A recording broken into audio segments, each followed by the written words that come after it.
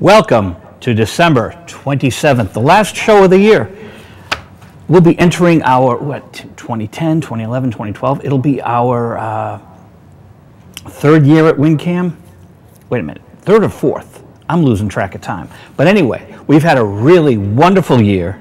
Thanks to Judy Kellerman and Sean O'Brien and Anthony Gamari and Dave Gauthier, our executive director. We've had a lovely time here at WinCam this year. We've done maybe, 52 weeks in a year. I think we've probably done 45 shows. So it's pretty exciting that we've got this catalog on YouTube and all over public access, because many of you know that we are broadcast in Arlington, Boston, Brookline, Billerica, Cambridge, Somerville, South Hamilton and Wenham. I can't remember them all, but they're all up there on visual-radio.net.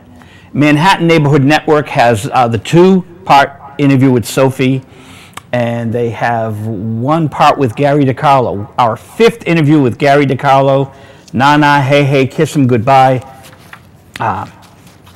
We've had so much fun this year. I haven't aired my Robert Zemeckis interview yet. Flight, his new movie with Denzel Washington, great.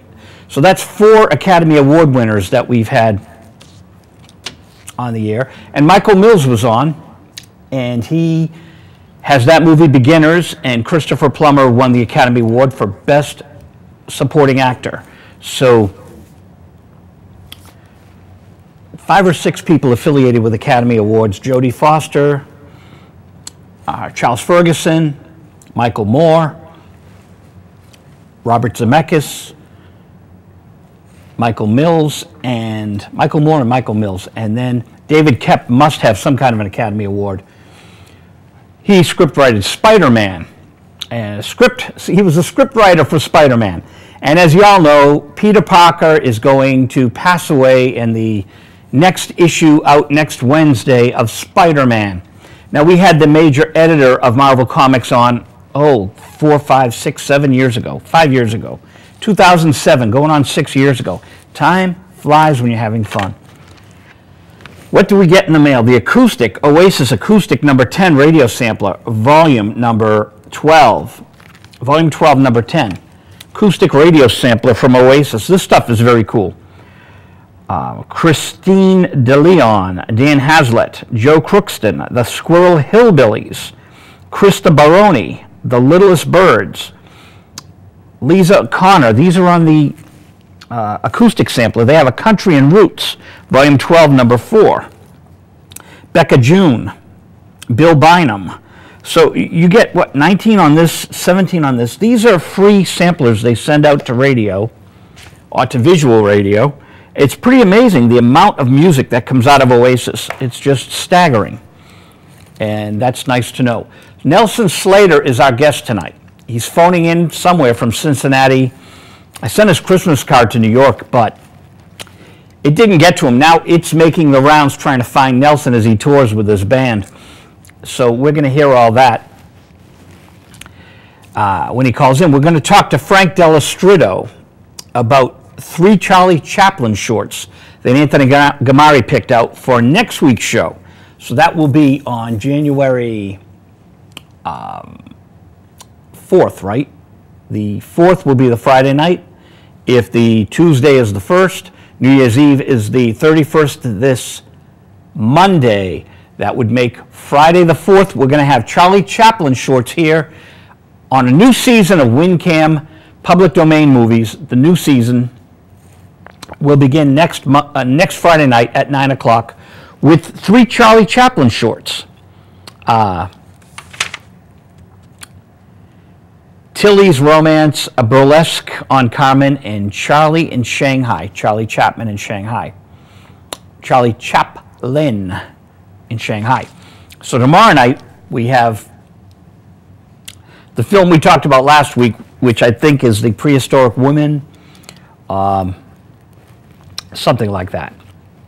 So anyway, Congressman Ed Markey over in Medford announced today, December 27th, that he is going to run for John Kerry's seat. Now, that's pretty interesting because It might clear out the Democratic primary. Markey running for the Senate lets Mayor McGlynn try to go for the Markey seat. And we have a phone call, and we know who it is. It's Nelson Slater. Hello, Visual Radio Live. Hi, this is Nelson Slater. And this is Joe Viglione. How are you, Nelson? Great. How about yourself? Wonderful. I can hear you. Can you hear me? Quite well, thank you. Great. We're live on the air. Thank you so much for calling. Where are you calling from? I'm calling from the city of Oiho in the state of Itaniknik. You got that the other way around, right? Well, yeah. I'm actually on the reverse side. According to the topic you asked me to speak on tonight. Well, I have a number of topics. I want to talk about R&B records with you, and I want to talk about your record again, Wild Angel, and your band. But let's talk about what we were discussing when I was in my car talking to you, the Mayan calendar. Yes. So you're saying that it's good news what happened? Oh, absolutely. Now, notwithstanding the Mayan calendar, which correlates to all this, largely through the work of a great scholar named Jose Arguello, who really brought all this into our consciousness about 25 years ago.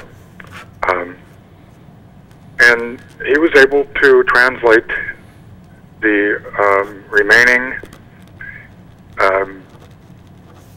scripture or the writings or the history of that culture to the point where he was able to read, to the point where we figured out that that was a calendar that fell just this past Friday in correlation with the movement of our solar system and some of our local space around our solar system, which is a local area of the Milky Way galaxy. Now we have lined up in a unique position, which lines up to what you would call the horizontal plane of that galaxy, for the first time in 26,000 years. And thus it is a 52,000 year cycle, which is the common denominator in all the Mayan teachings, the 52 cards in a deck of cards, playing cards, which are actually tarot cards. And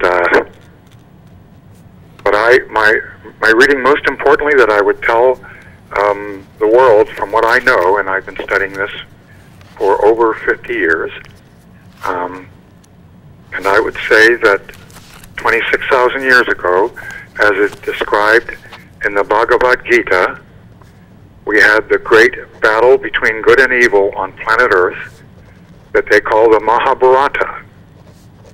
And it is a common or well-known book of the Vedic scriptures that originated in what is now India. And the base story is the prince of the world, who is on the side of good, is reluctant to fight the battle between good and evil because he has relatives and friends on the other side. And God has incarnated as their version of Christ, Krishna, and he tells him to quit whining and get in there and fight and win. That was 26,000 years ago, and it's my estimation that we lost that battle. And likewise, it is my estimation that we have won that battle on planet Earth this time around. Now, the passing of Ravi Shankar, does that have any bearing on any of this? I would say very much. Yes. All those leaving the planet, that's a great celebration. It's a great event for them. We know that just from those who have come back from the brink of that. And so all those who've gone over that side are not to be worried about. It's we here. that mourn them in the way we have so much recently. It's fascinating stuff, Nelson, fascinating. I have copies of the Bhagavad Gita. I can't even pronounce it, but you explaining it is so important. It's thank you very much. I'm really glad to have the opportunity, Joe. We had a harmonic convergence, was it back in 1987? That's right. What's a harmonic convergence? Well, that's another lineup of the planets. Now, myself, I'm kind of a regular guy and just a struggling artist and musician, you know. So this topic and politics and literature and any number of things, I consider myself a dilettante or a dabbler at best. However, it turns out that I seem to know more than anybody else I run into on all these subjects. It runs really very deep. I assure you. It runs very deep, and even, I like that word dilettante. Even so, I think you're being humble because you have a good grasp of it, better than I do. Sometimes that is the case, that a little standing somewhat outside of the very topic. Of course, we know that gives you a clearer vision and one too involved. Have you ever read the Kybalion? K-Y-B-A-L-I-O-N. I've been becoming familiar with Kabbalic scripture or writings and sciences. That particular one, I can't say that it rings a bell right off. It's Hermetic philosophy. Hermes Trismegistus, who may have been the Egyptian god Thoth. T-H-O-T-H. Absolutely. It's the three. Of course, in my knowledge, it's Philos, who was the leader of Atlantis for 30,000 years, in a period when men lived to be 1,000 years easily, which is the normal lifespan for humans, before what we call the fall or the flood, which was Atlantis. And now we're finding out that all of America was a great outpost of Atlantis, and had been planned to be the new Atlantis, and structures all throughout the Northeast, the Midwest, and actually throughout the Southwest and in the Northeast. We have great structures that were apparently built by the Atlanteans to restart a culture which was strictly the only workload they had was learning, universities, sports, and there was no actually workload because they were conscious of the power of manifestation from the fifth chakra, the seat of the heart, where you'll see pictures of Jesus with his heart, with his chest open and his heart beating. That's the whole point, is get your consciousness up to the heart level.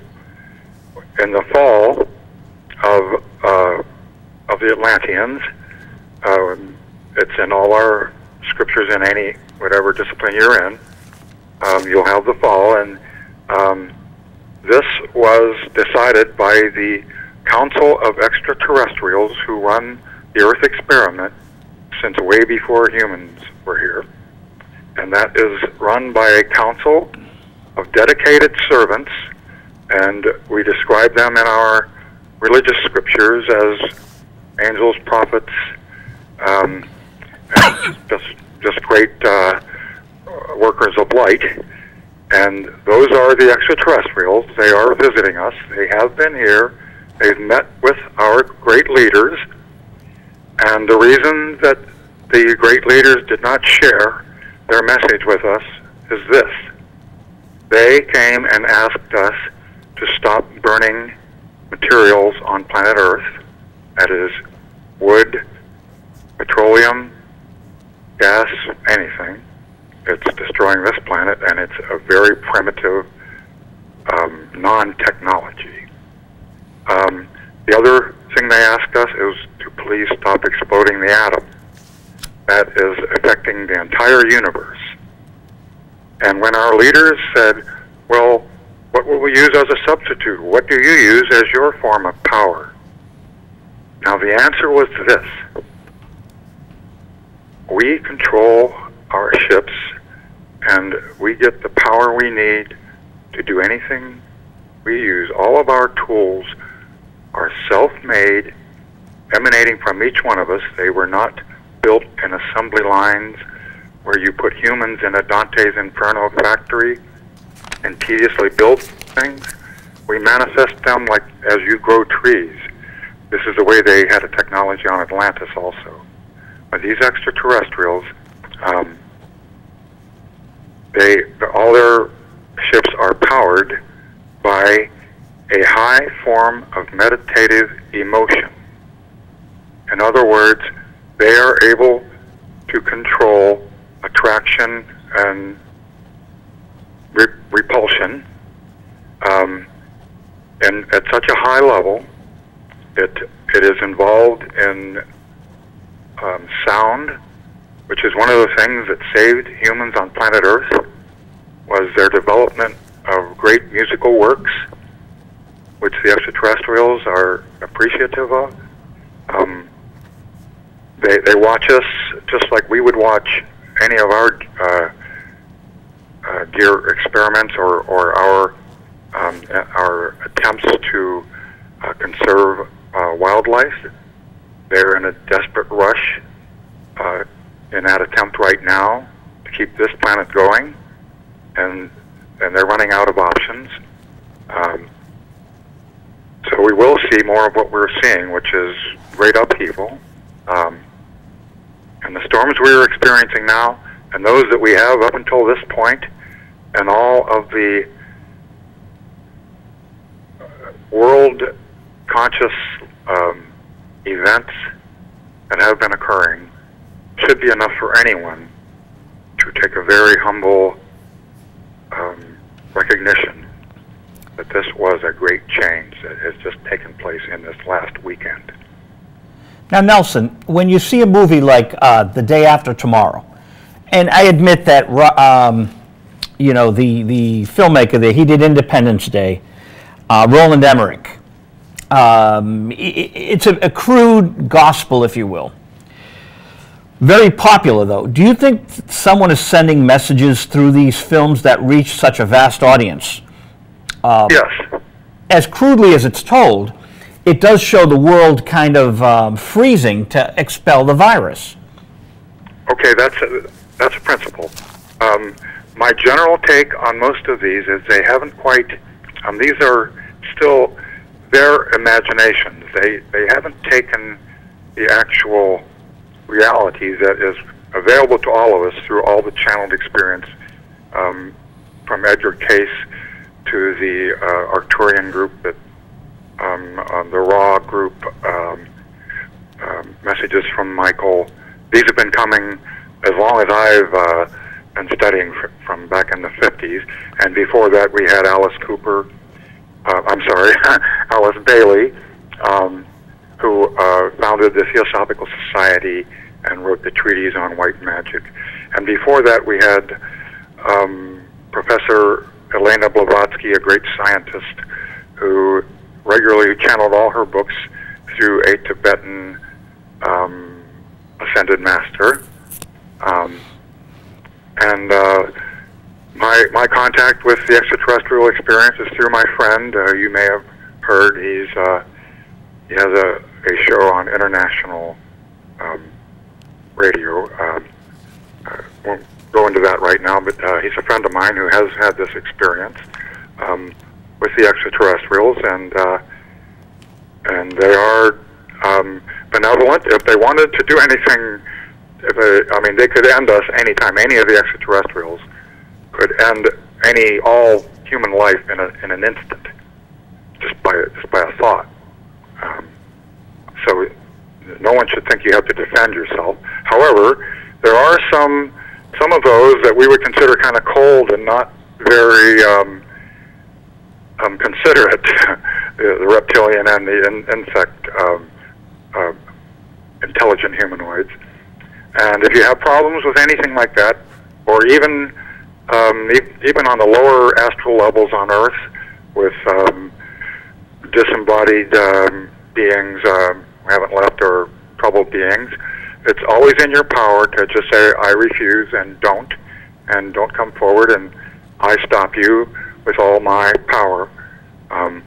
That's a protection for anything you might be afraid of. So, including hunger and cold, which we will be experiencing, and great heat and famine. Those are on the way, but I believe that that the power of this, when these things happen, humans generally come together rather than go into battle.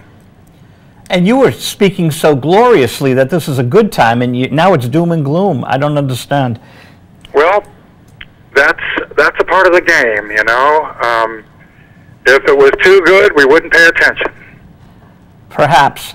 I have a theory, Nelson. Yes. You brought up Edgar Cayce. Yes. And I'll just do an aside. There's a Theosophical Society in Boston on Bay State Road. Yes, that's Alice Bailey. Okay, I went over there in the 70s and went there and checked it out. Right around the time of your album, Wild Angel. Yes. Maybe a couple of years before your album came out. Yes. Edgar Cayce and Catherine Kuhlman, the great evangelist. Right. And Mary Baker Eddy, the founder and discoverer of Christian Science. That's correct. These three individuals, I found a common denominator. They read the Bible perhaps daily, and they read it from cover to cover multiple times. And I'm wondering if the way the Bible is written triggers the brain to another realm of possibility, another wavelength. Because these three individuals came from different backgrounds. Edgar Cayce went into a trance. Mary Baker Eddy used the healing power that Jesus gave us. Catherine Kuhlman said she was the water bucket for God. She was just carrying God's water bucket. So the three of them read the Bible, but the three of them had enormous power, and they became very famous. So on one level, it did propel them to fame. I'm just looking at that as an indicator of they weren't ordinary people. No, and myself, I've never really taken on that task of reading through their Bible. I've always found it a little too fragmented and obscure, just a little too subtle or whatever for me. I would be a little more open to something like the Emerald Tablets of Thoth, which American archaeologists found in 1925 in the Yucatan Peninsula and the ruins of Palenque. And a copy of these Emerald Tablets stayed stored in the basement of the Smithsonian until a twin copy was found between the Sphinx and the Great Pyramid in 1998. And at that point, the Japanese part of the archaeological team ran off with them in the middle of the night, so the Western world didn't get to see those. But then someone remembered that we had a copy in the Smithsonian. So those, I think, to me, there's a really great couple of translations. They were written 36,000 years ago, and they are the legendary tablets of Moses. Moses being not a person, but it's just simply a term meaning person from Egypt, as Abraham is a Brahmin from India. Just want to straighten that out so people, there's a reason it's called Time Giant. What's called Time Giant? Well, I came in 1943 during World War II as the son of a Royal Canadian Air Force pilot. That was the end of the steam age. I traveled all across the country and forth to Canada on steam trains. And as I was getting a little more aware of, 3, 4, 5 years old, they introduced the diesel engines. And shortly after that, the great modernistical streamliners. And this was the new world, and they built great railroad stations and all the Union hubs all over the country, and that was the way to travel.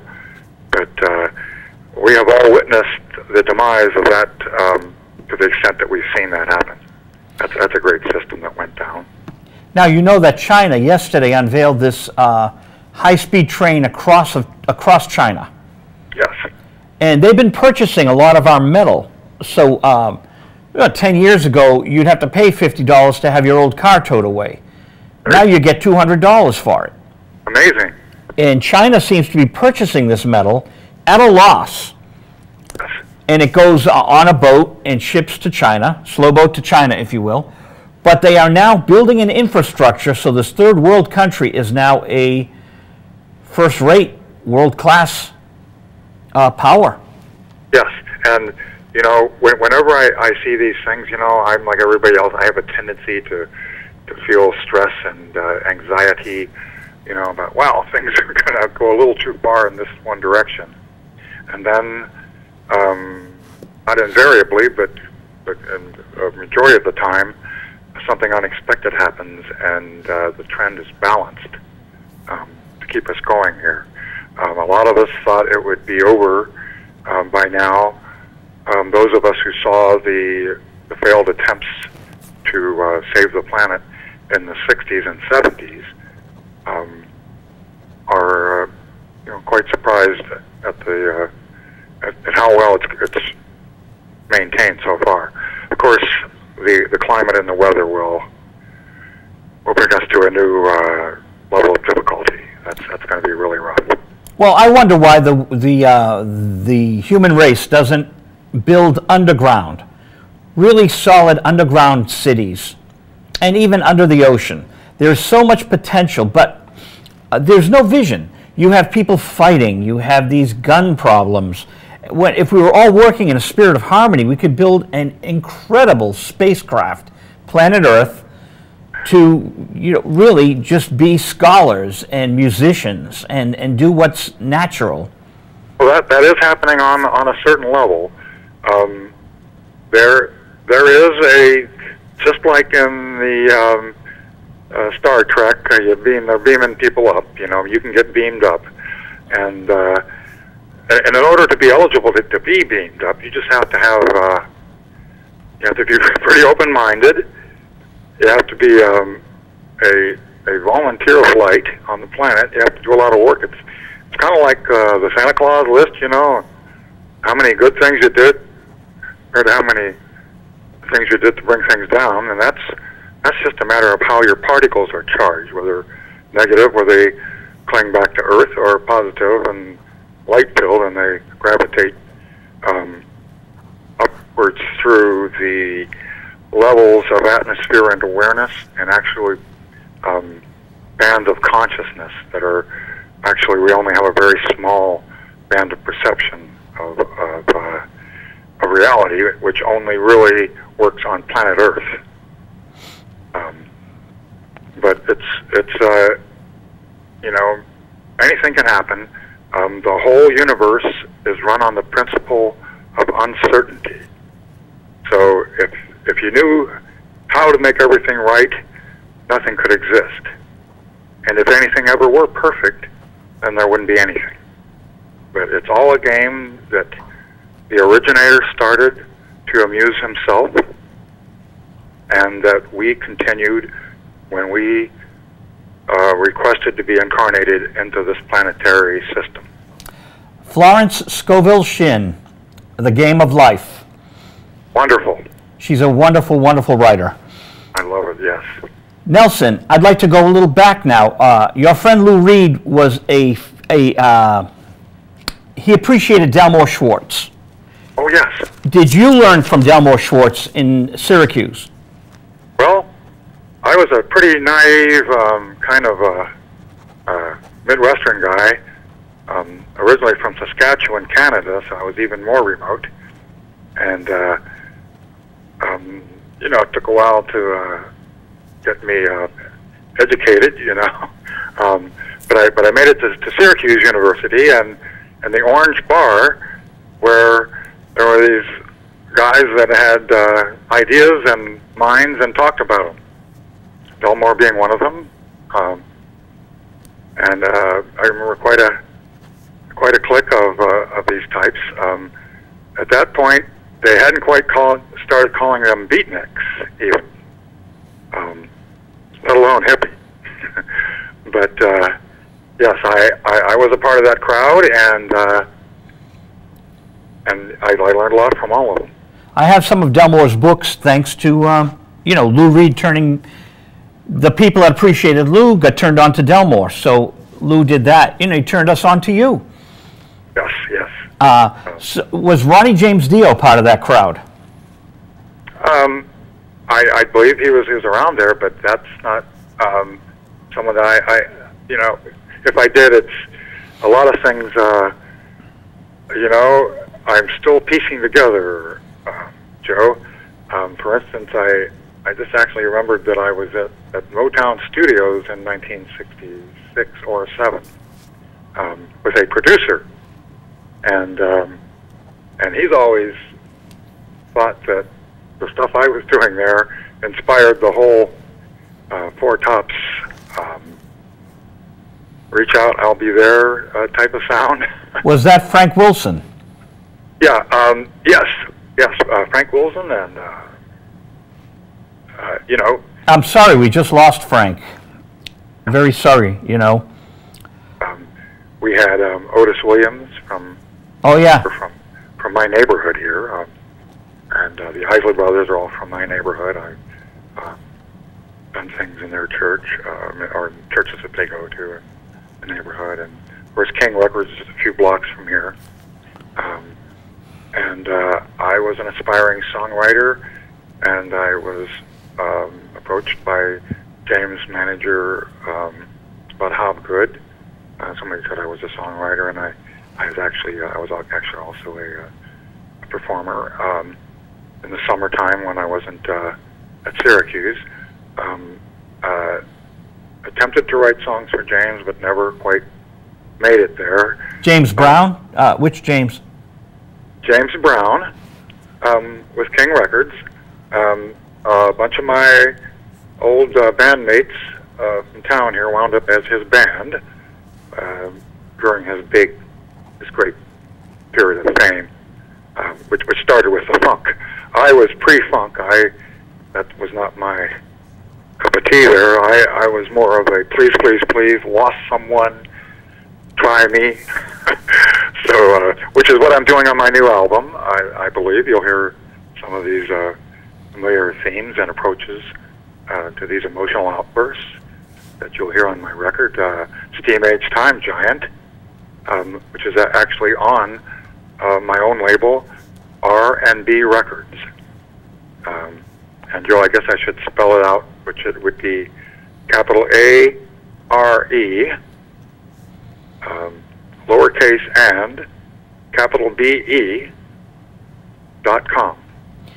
R and B-E? B as in being. E. Just one E. .com.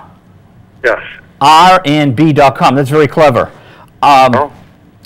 As it's 8:34 p.m., I would like to ask you to speed up to the 70s. And our magic question, what was the demo that got the deal for Wild Angel by Nelson Slater on RCA Records? Okay, that was a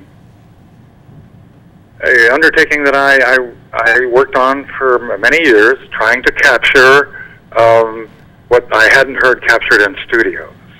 I went to great lengths to set things up so that we didn't have a common studio where an engineer says, 1, 2, 3, go. Now let's do the second take. Now let's do the 87th take, you know? So I had a lot of experience with that, and noticed I didn't get any the results I wanted. And I was after the sound, which came along when I was a kid. The big studios and the big labels controlled the music business in the early 50s, as you remember. Along comes phenomena, little grassroots labels throughout the country and the countryside started making their own little homemade records, and this crazy music popped up called rock and roll. Remember that? Oh, yeah. So that started happening in the mid-50s. So you'd see a guy from Wisconsin or a farm, Wisconsin, on Dick Clark's Saturday night show from the Little Theater on 57th Street in New York, and you'd see Robin Luke come on there, or Jody Reynolds, or some that became even more famous, Jack Scott,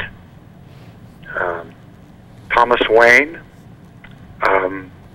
groups like the Fleetwoods and the other group with the guy named Phil Spector coming there.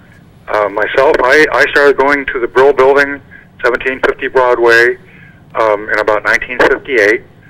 Spent many hours singing on the stairs throughout the building with guys named Paul and guys named Dion and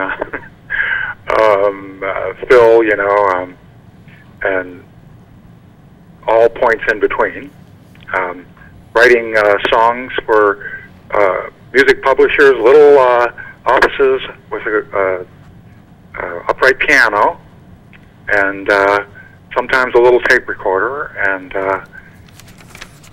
do your song, and 6 months later you hear your record on the radio, but it was somebody else. Fascinating. Great. With RCA, did you have a demo, or did Lou Reed set that up?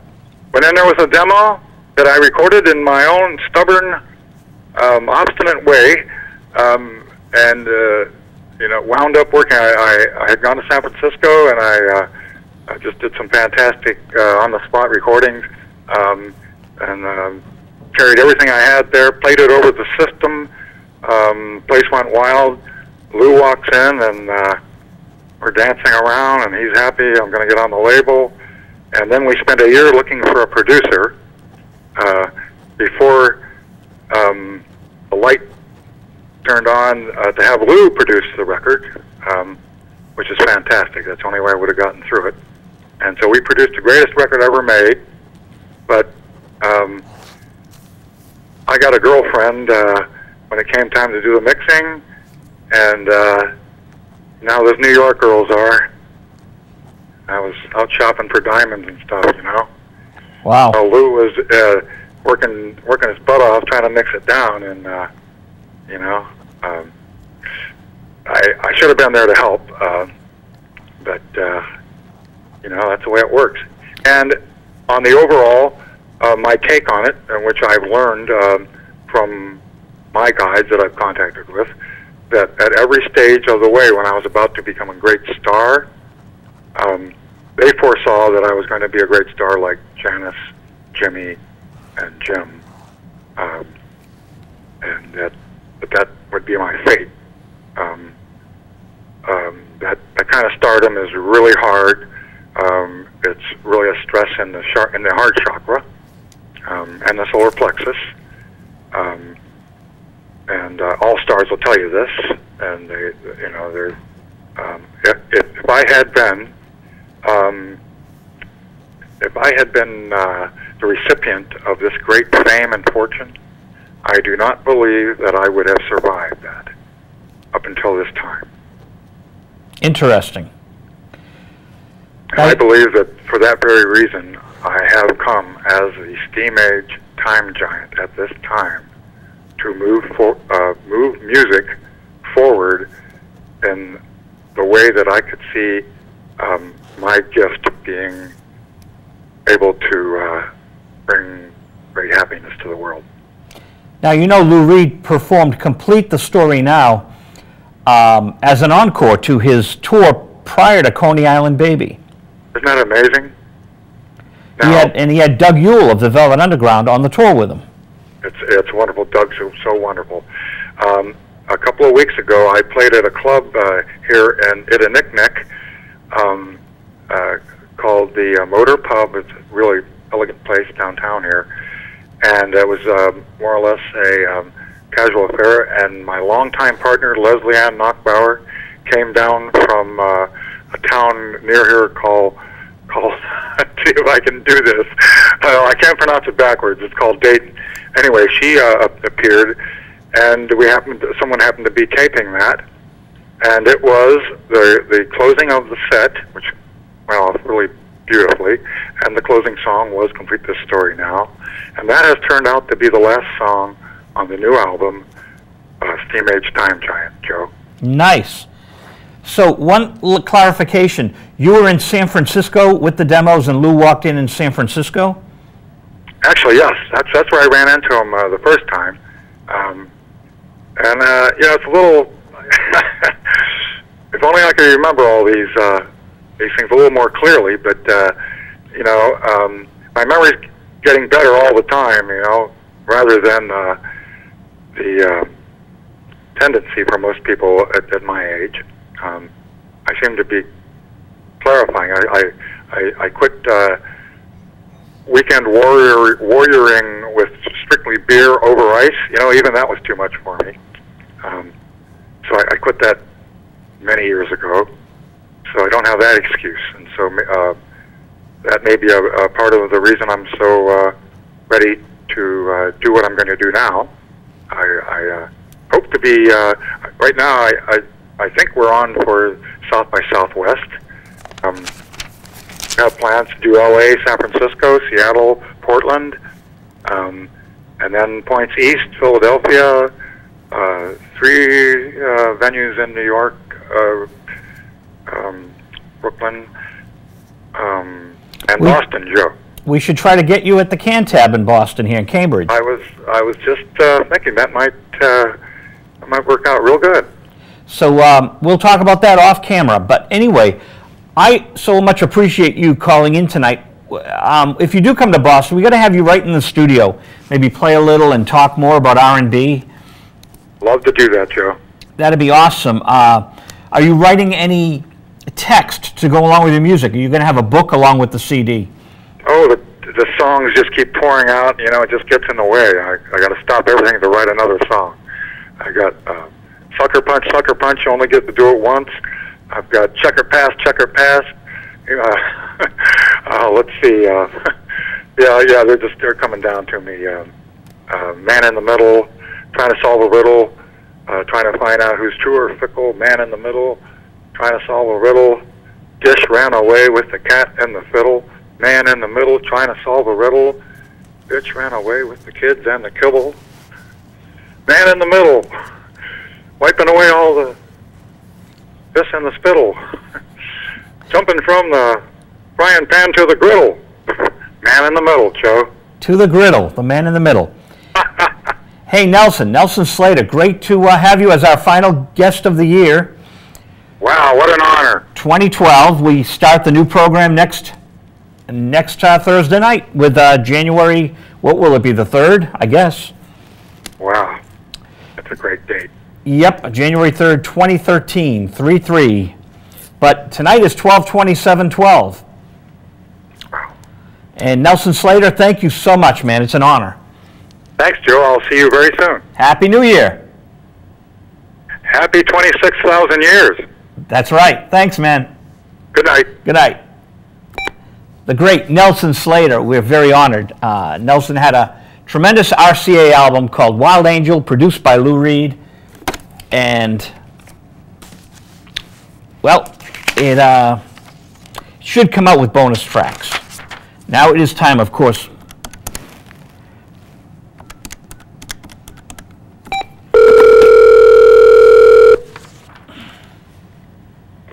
Frank Dello Stritto, talking about movies. Frank, we just had Nelson Slater on by phone. Hey, and a music guy, I assume. A beatnik from Syracuse University, hung out with Lou Reed and Delmore Schwartz, and we were talking about the Mayan calendar, and he's really well versed on a lot of this esoteric stuff. Okay, well, we didn't. The world didn't end. Did we miss it by a couple of days, or is it over? No, and Nelson said that we're on the curve of a new enlightenment, and it should be a lot more positive. Although he did have some doom and gloom there mixed in, but he says things are very positive and up. So it was a unique program to end the year with. I must say, you sound a bit humbled, so I assume he was very touching. Well, it's interesting to be friends with these people that you bought their records back in the 70s, you know, so 40 years later, it's hard to grasp that you can actually phone them, that they're on your cell and you can call anytime. It really is humbling. All right, well, that's great. It'd be like you dialing up Hitchcock or Zemeckis anytime you want, you know? Yeah, I guess you could do that if you had the number, but I've never tried. Facebook, my friend. Okay, well, I haven't. I'm waiting until I retire to get into the social media because it's just too high a mountain to climb right now. Well, I'll just tell you this: we had Anthony DeCurtis from Rolling Stone on the show, thanks to Facebook, and Alan O'Day talked to me. He wrote "Undercover Angel," a big hit record. Mm-hmm. He has a couple of hits, a few of them, and he'll be on the show eventually. But we finally touched base by telephone, and it's kind of amazing to have these people that are. So well known now on Facebook, and they pick and choose who they'll talk to. So it is humbling when they pick up the phone and call you, you know? All right. Well, congratulations. Thank you, Frank. And how was your Christmas? I'm not a holiday guy, and the good thing about Thanksgiving is you can get the big meal out of the way, and you got a 3-day weekend to recover. The downside of Christmas is you get the big meal, and you got to be at work the next day. So. Wasn't that strange? And it'll happen again next year. They should have had 2 days in a row, 25 and 26, 2 days off. Yeah, I guess the British do it right because Boxing Day, the 26th, is a legal holiday over there. And I think they got it right because they know it's going to be in shape to come back on the 26th. Everybody's going to go by half speed, so let's give them a holiday anyway and take it from them someplace else. Fascinating. So now tomorrow night we've already reviewed. What's tomorrow night? Do you remember? It's not prehistoric. It's Woman in the Window, right? No, excuse me. Scarlet Street. Scarlet Street, right. Okay, so we reviewed that last week. We reviewed that last week, and that's tomorrow. And next week you're having what you're calling Chaplin shorts. So I assume you have the shorter versions of the 3 movies you're going to show. And that's Tilly. And these are the oldest movies that I think you have shown since I've been working with you.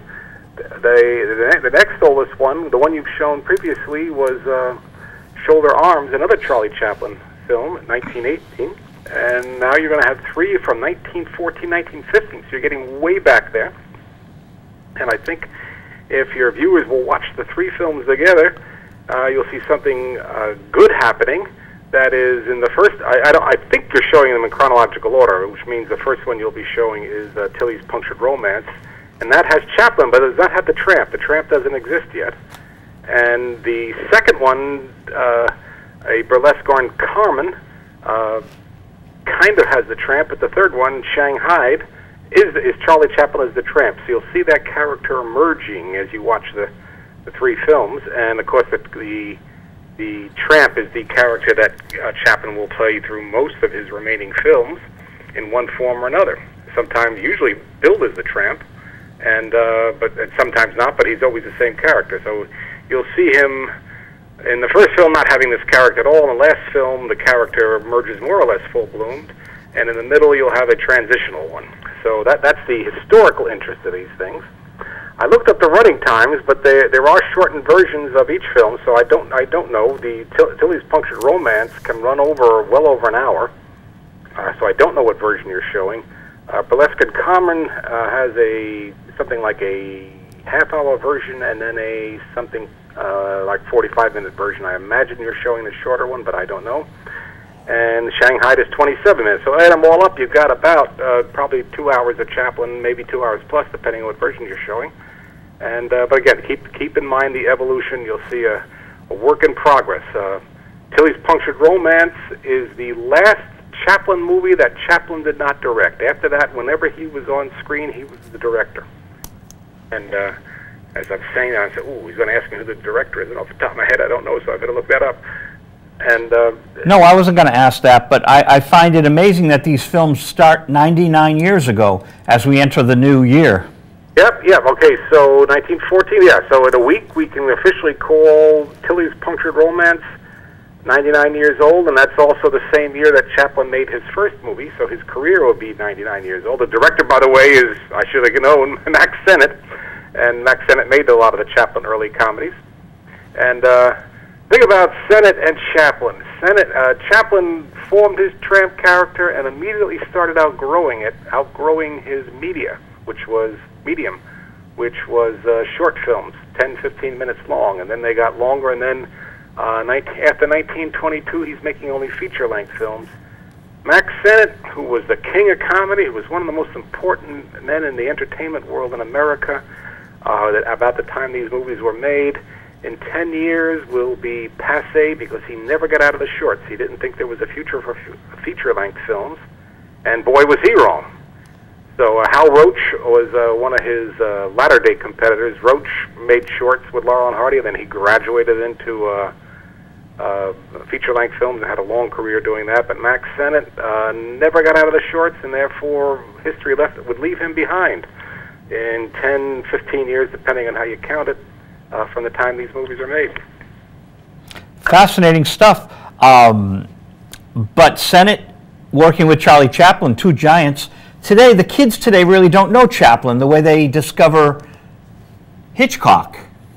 That's right, and to be honest, because silent films are hard to play for any audience. They're hard to play for me. I mean, they need a music track. So a lot of the actors that had their primes in silent films are never going to have a resurgence because I just don't think the medium can come back.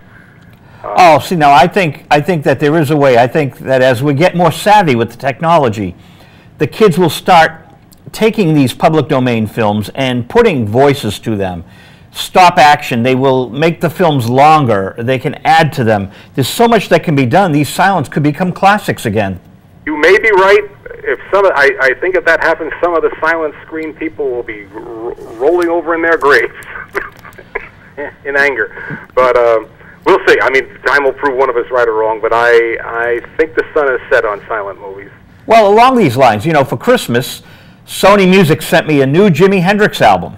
The guy's been gone how many years? 42 years, going on 43, right?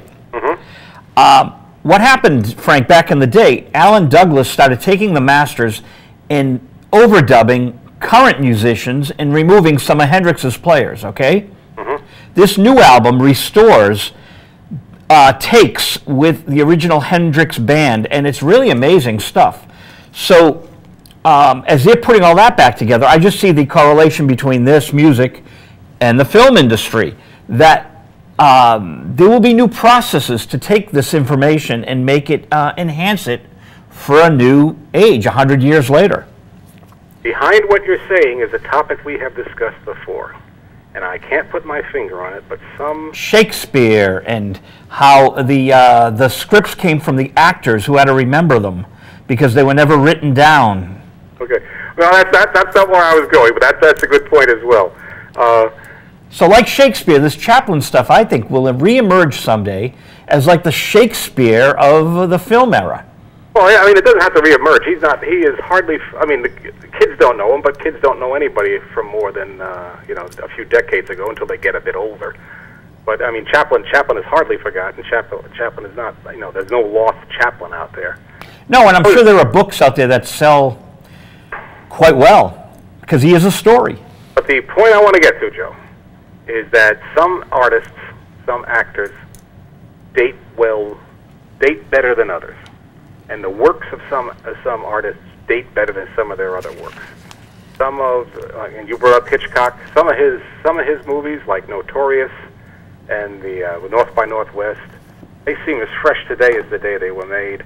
Some of his films, like The Trouble with Harry and Shadow of a Doubt, less so Shadow of a Doubt than some of the others, you watch them and you get the feeling, I've seen this before and I've seen it done better. And on that note, Happy New Year, Frank. Thank you so much. Okay, I was just going to make my point. I'll talk to you soon. All right, next year. Okay, bye-bye. Have a happy New Year. Yeah. The views and opinions on Visual Radio are those of the host and his guests, and not necessarily those of WinCam. Thank you, WinCam staff and members. Happy New Year. Final show of the year.